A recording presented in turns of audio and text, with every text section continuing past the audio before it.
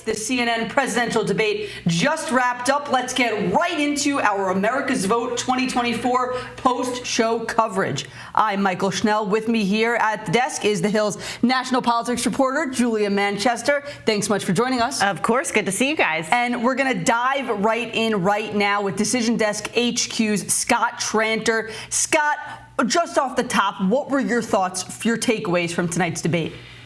Look, my qualitative take is it looked like a rough night for both candidates, probably a little bit rougher for Joe Biden. And I think some of the numbers, at least we're seeing in the prediction markets, are going to show that. Scott, I know you mentioned this predicted graph, and there was some data in there that showed it was a rough night for Joe Biden. Walk us through that and what those numbers were really showing. Sure. So prediction markets are places where people can place bets on who they think are going to win. And the market has been relatively stable the last month. It's a market in which you can place the bets 24/7. And we saw some significant movement in the last hour. People were betting more on Donald Trump to win this fall, and people were exiting their positions on on Joe Biden to win. We even saw a big uptick for Gavin Newsom as a potential winner, who's not even a nominated candidate. So basically what that tells us, the people who bet on this, the people who look at this stuff all day long, their hot take on the debate, it wasn't good for Joe Biden.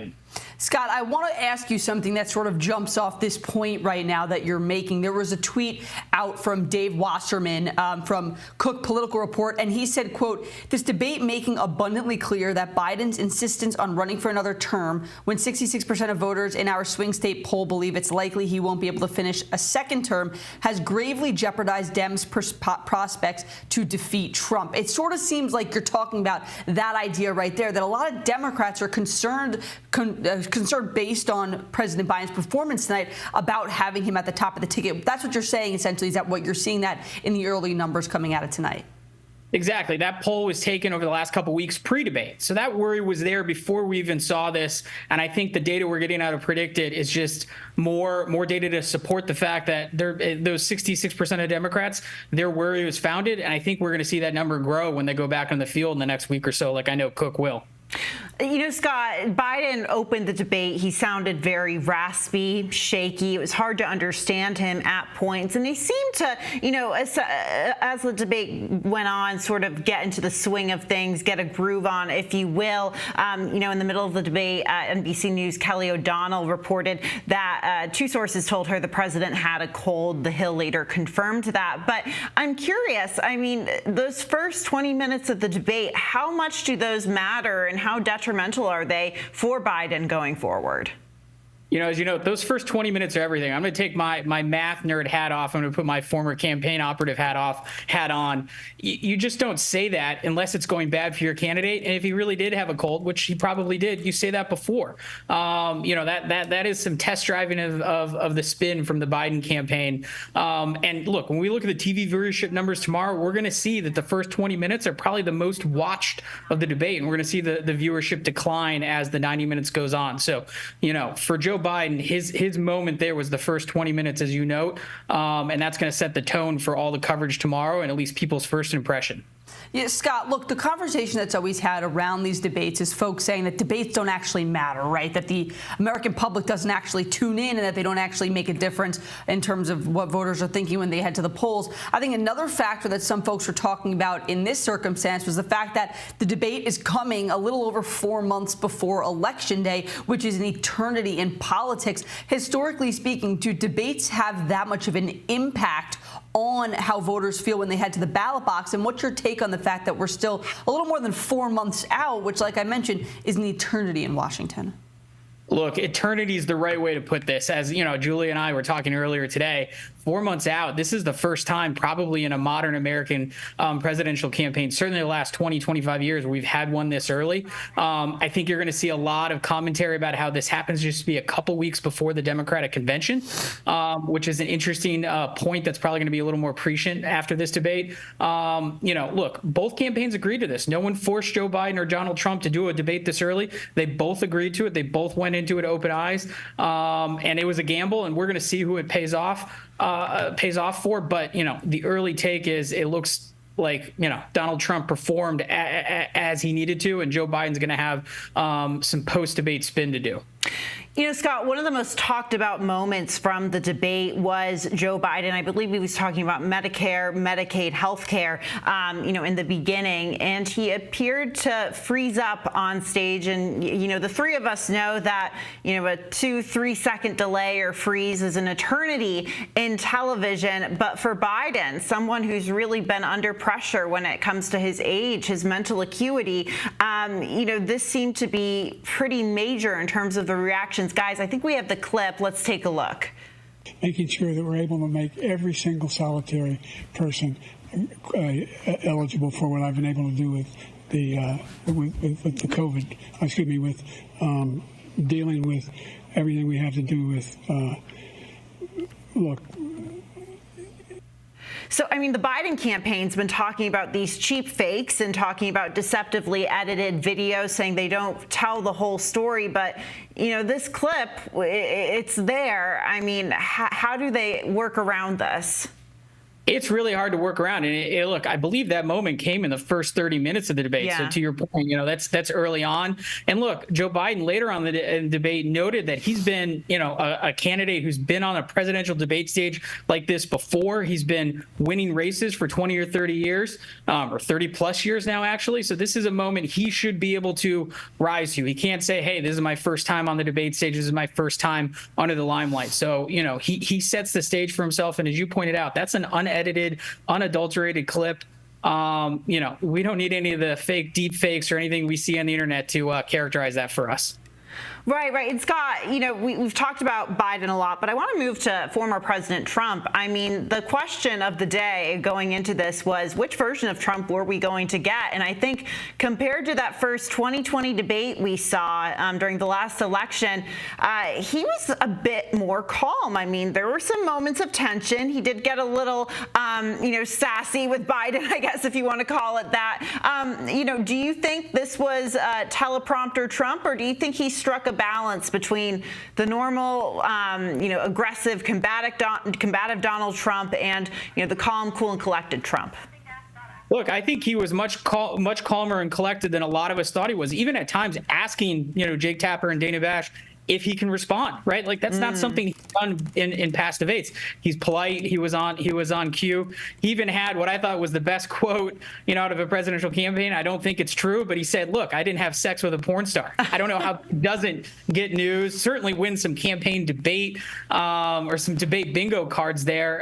He had a few zingers. He had a few memorable quotes. And by and large, he did not make a mess of the debate. He was rather calm as Donald Trump goes. And look, Scott, there's been a lot of talk. We had a lot of polling before the debate about what topics were going to be most important. Immigration has been up there. The economy has been up there. Abortion has been up there. Those three issues were essentially at the top of the debate, what was discussed most. But what really wasn't discussed tonight, which I think sort of surprised a lot of folks, was former President Trump's conviction. It was mentioned a few times throughout, but pretty briefly. Going into this, what were voters most concerned about, and what do they want to hear most from this debate? And what do you make of the fact that things like the conviction weren't focused on very highly? It's funny. I was going into this. All three of us look at a lot of polling. The one constant in polling is the economy, inflation are the number one issue on voters' minds. And by my clock, I could be wrong, but my clock, it took 54 minutes for any substantive questions on the economy. We had lots of questions about abortion, the conviction, things like that. Those are important, but by and large, voters, Republican, Democrat, and Independent, they care about inflation, economy, and it took a little while to get there. All right, Scott Tranter from Decision Desk HQ, thank you so much. We'll be right back, taking a quick break, but stay here for more analysis and discussion about the 2024 presidential debate between former President Trump and President Biden. We'll be right back.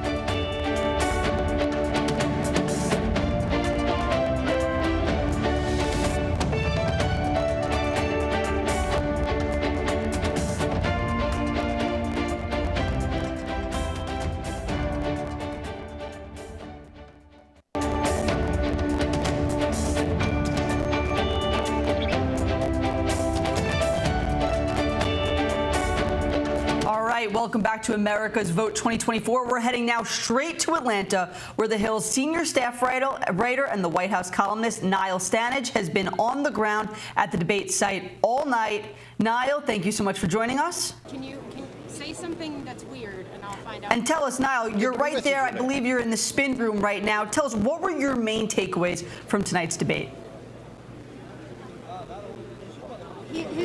Oh, this is one of the most disastrous debates I've seen, really. I mean, I think it was very bad indeed for President Biden.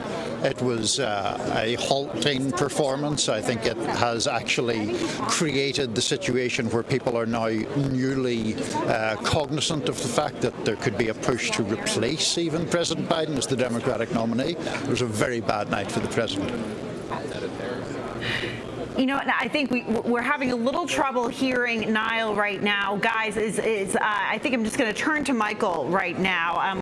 Can we get Niall? We can get Niall's audio working in a few seconds. But Mychael, just I'm getting these texts from Republicans in particular, and they are feeling fired up. They're feeling good about this, and saying, look, America's not. A Trump donor just texted me saying America is not putting its best foot forward with Donald Trump. Another pro-Trump strategist texted me and said, yeah, you can say goodbye to the idea of having a second debate with Joe Biden at this point. I mean, are you getting the same sense, and what are your sources on Capitol Hill telling you? I mean, I think it's a real question, right? That second debate scheduled for September. I'll read you a tweet here from Julian Castro, former HUD secretary during former President Obama's administration, who, of course, ran for president. Previously, he wrote, Biden had a very low bar going into the debate and failed to clear even that bar. He seemed unprepared, lost, and not strong enough to parry affectionately with Trump, who lies constantly. Kate Bedingfield, former White House communications director. No two ways about it. This was not a good debate for Joe Biden. So look, we remember there was all this speculation about if Biden and Trump would even debate at all this presidential election cycle. And then President Biden put out the tweet about a month ago, and that sort of led to this domino effect of having these debates scheduled, not with the Presidential Commission, but with the networks themselves. The next one is scheduled for September. I don't know if President Biden's team is going to be so apt to go out and put him on stage again, considering this performance tonight. And look, sort of folks have been questioning President Biden's fitness to be president in recent months throughout this entire campaign. Biden campaign, the White House wanting to swat away at those stories. Their candidate went out tonight and sort of fed into those stories in a way, and the way he performed is going to fuel more of these questions and this commentary. It's going to be really fascinating to see how the next few months go. Yeah, and we know that a lot of Biden allies have not, seemed to like those stories, and they might end up getting quite a bit of them now. And speaking of, some of the stories and the coverage of Joe Biden, I want to bring in our colleague Brett Samuels. He's the Hill's White House reporter, and he's been covering Biden as well as former President Trump. It's great to see you, Brett. Just to jump right into it, what are your biggest takeaways coming out of tonight's debate? Yeah, guys. Well, it's kind of what everyone's been saying, which is that certainly the first 20 minutes or so was, nothing short of a disaster, really, for President Biden, both in terms of tone, in terms of his ability to land his sort of prepared lines. Certainly former President Trump didn't have a great night. He, sort of spewed his usual falsehoods about certain things, his misleading statements. But, if you were watching this debate on mute, it was very clear that you had this split screen of former President Trump, looking at the camera, and then President Biden sort of standing there with his mouth open at times. It was just not a good visual for him. So, big picture, certainly I think we're going to hear from Democrats in the Biden campaign that Trump is too dangerous to reelect. But this was not, on the whole, a great night for President Biden when he needed one. And Brett, in the middle of the debate, there was this reporting that NBC had reported at first, Kelly O'Donnell there, and then the Hill confirmed, about President Biden having a cold. Can you sort of explain the circumstances there, what the reporting actually was? And I mean, if they knew he had a cold and that he would maybe go out there not on his best footing, why not announce it beforehand and sort of throw it in there in the middle of the debate? Can you sort of break down the situation for us?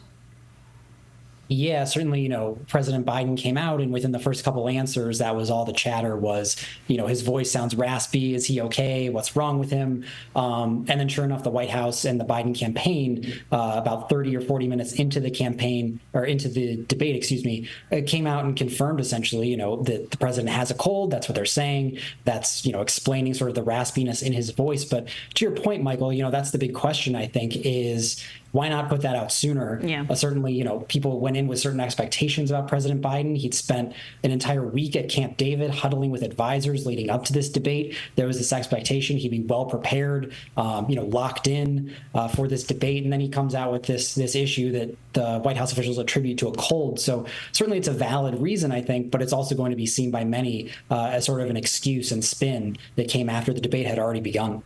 Brett, you also cover former President Trump closely. What has the reaction been about his performance? I mean, I think there was a lot of chatter as to whether he would come, being the version of Trump that entered the 2020 debates that was very erratic, very aggressive, interrupting. But, this was a different version, or it seemed to be a different version of him, even asking Jake Tapper and Dana Bash if he could respond at some points. What did you think of the former president's performance?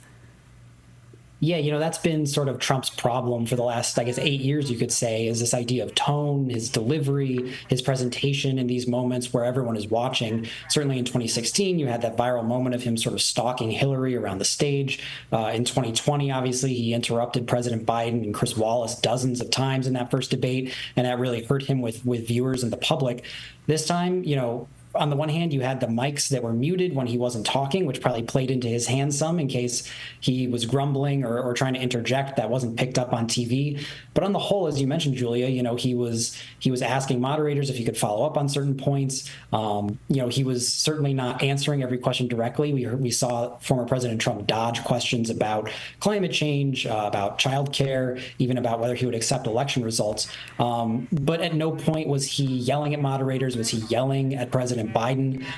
So again, if this debate was about optics, former President Trump certainly came across well, and I think did what he needed to do, which is to not turn off those kinds of voters who he needs to win over come November.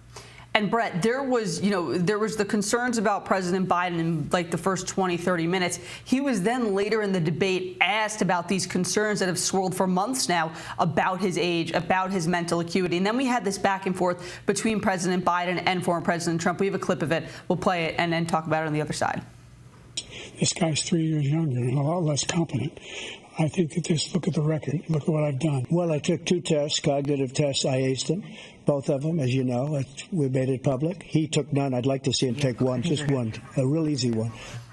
So, Brett, right there, the conversation about age, talk about this because, former President Trump is 3 years younger, but they very much so had different performances tonight. Absolutely. And that's kind of been, I think, the crux of this issue for the last year or so is when polls ask voters about concerns about cognitive ability or age or ability to serve 4 more years, a majority of voters tend to say they're concerned about President Biden, and fewer voters say they're concerned about former President Trump's ability to serve 4 more years, even though, as has been pointed out, he's only a few years younger. So despite that small age gap, it's sort of what we saw tonight, that President Biden at times would sort of lose his train of thought. He wasn't very forceful in some of his responses, whereas former President Trump, he was very forceful. He was very energized. He would deliver points with conviction, even if those points were misleading or inaccurate. And it's just this sort of feel thing that clearly has resonated with voters. And of course, we saw that exchange today, and that has been the Biden White House's sort of go-to response is, judge him not on his age, judge him on his record and his ability to get things done. The question is, after a performance like tonight, if that will be enough for voters to sort of put aside those concerns. And Brett, on that same idea, our friend and colleague Al Weaver at The Hill, he had some reporting tonight. He spoke to a House Democrat during the debate who hails from a swing state. The Democrat said, quote, "This was a disaster. Biden's team needs to convince him to withdraw and have an open convention." From your conversations or just the vibe that you pick up from covering the White House and the campaign, is that a real possibility at this point? The DNC is scheduled for August, but we're seeing it on social media, we're seeing it on cable, we're seeing it in our text messages. There are some real concerns right now about having President Biden at the top of the ticket. Yeah, and those concerns are not necessarily anything new. For the better part of the last 6 months or so, give or take, we've had this sort of cyclical rotation of reports about concerns about President Biden. Should he be replaced at the top of the ticket? Does someone need to sort of talk frankly with him about stepping down? And in talking to folks close to Biden and talking to White House officials, that's just not really something that they're considering. President Biden really firmly believes that he beat former President Trump in 2020, and so he is the best candidate to do that again in 2024. He's committed to this. He feels like it's his duty to run against former President Trump and to beat him again. So, President Biden and his team seem certainly very dug in on this. That said, after a performance like tonight, I think that the Biden White House should sort of brace themselves for another cycle of those stories of sort of hand-wringing and panic among Democrats who might be eyeing alternatives and what could be done at this point with a little less than 5 months until Election Day. All right, we'll have to end it there. Brett Samuels, thank you so much for joining us. Appreciate it. Thanks, guys. And we'll be right back with more special coverage of the CNN presidential debate. Stick around.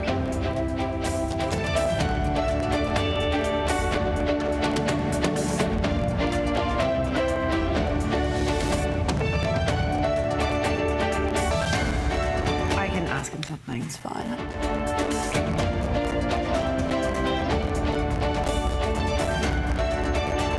And welcome back to our special coverage of the CNN presidential debate. A new poll by AP and ORC found that 48% of adults nationwide approve of Trump's felony conviction, while 29% disapprove of it.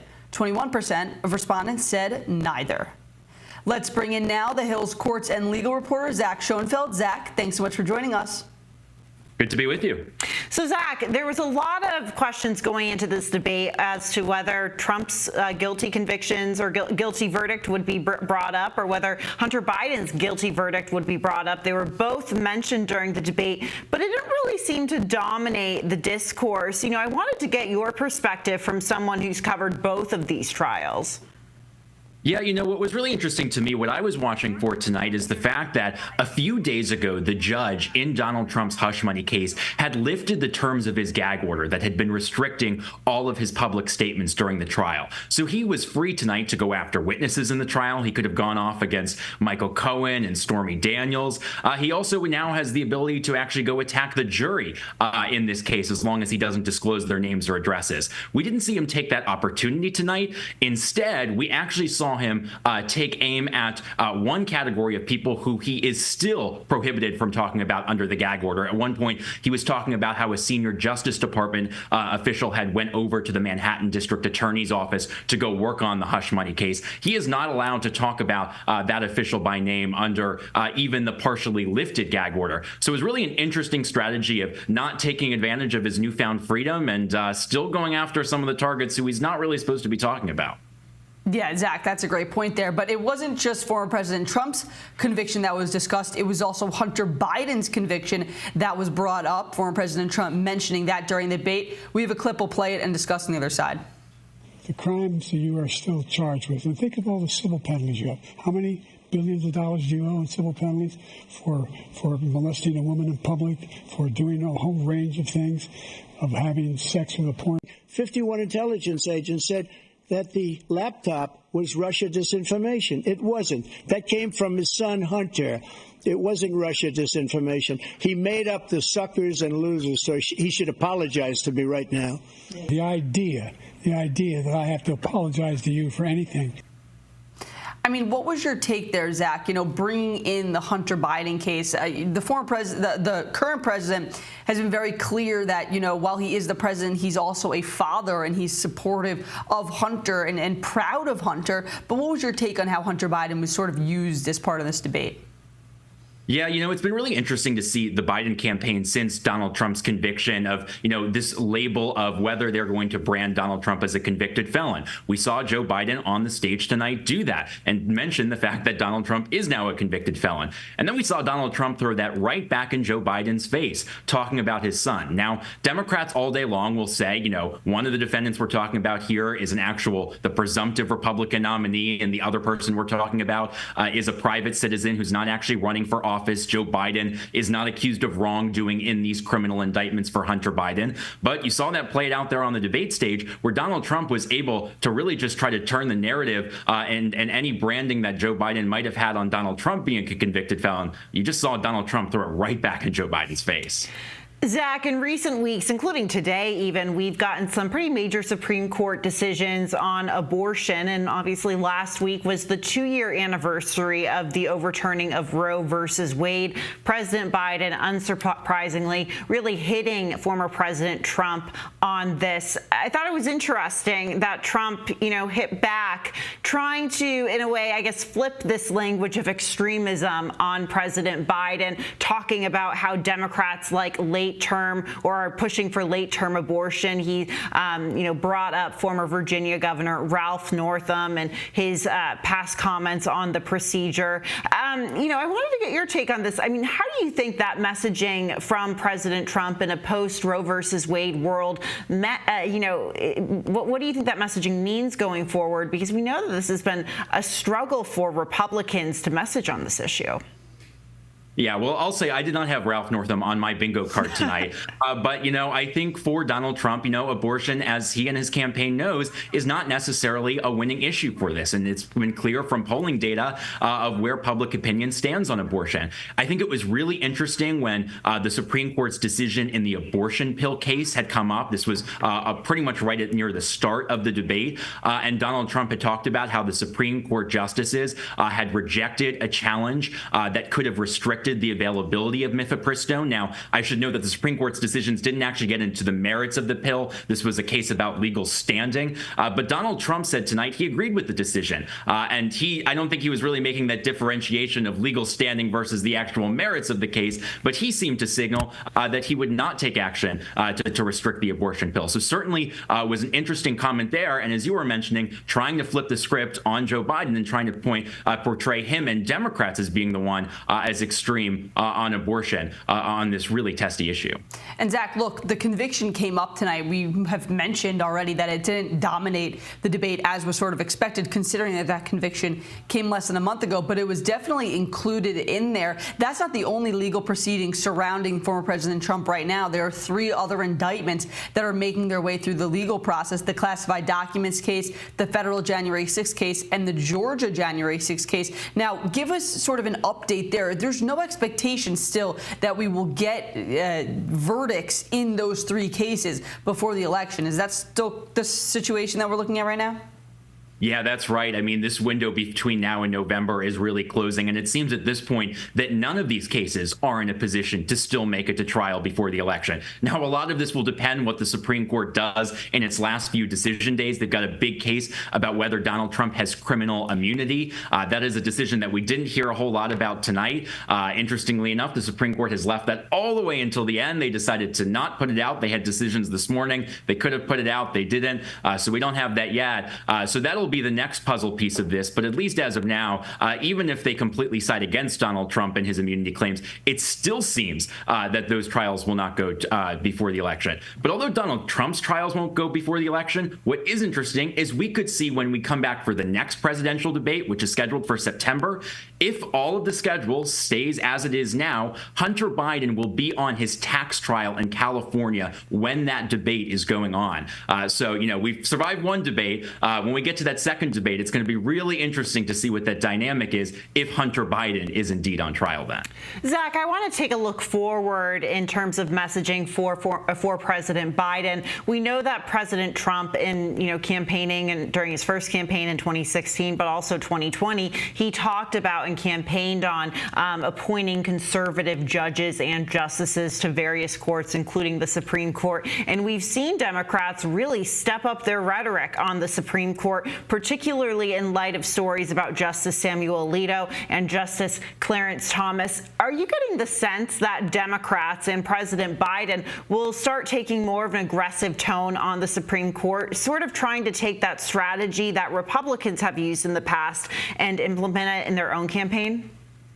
Yeah, I think certainly. I think, it's not lost on both campaigns that whoever wins the presidential election in November could very well have one, if not more, Supreme Court appointees that will come up during their term. So I think very much the Supreme Court is going to be top of mind for both campaigns all the way up until November. It was interesting. We were talking about Donald Trump back in 2016 when he was campaigning, and one of the things talking about conservative judges, if you remember when he put out that list of, people he would nominate to the Supreme Court. And tonight he was asked, about his own 3 Supreme Court nominees all voting to overturn Roe versus Wade. And his response, I thought, was really interesting. He said, he said he thought great justices to the Supreme Court and that they just happened to vote to overturn Roe versus Wade. So seemingly kind of taking credit there a little bit, but making it seem like, it wasn't a litmus test when he was appointing those justices to the court. Of course, though, we should note back when he was campaigning back in 2016, he was pretty adamant that he was supporting overturn Roe versus Wade and would appoint justices to the Supreme Court that would do so. All right, Zach Joenfeld, The Hill's courts and legal reporter, thanks so much for joining us. Thank you. Julia, it's been a fantastic night tonight. A lot of news coming out of the debate, the first debate in the 2024 general presidential election. And that's going to be it for tonight's coverage of tonight's debate. Make sure to check The Hill's YouTube page and thehill.com for more coverage and analysis. And thank you all for joining us.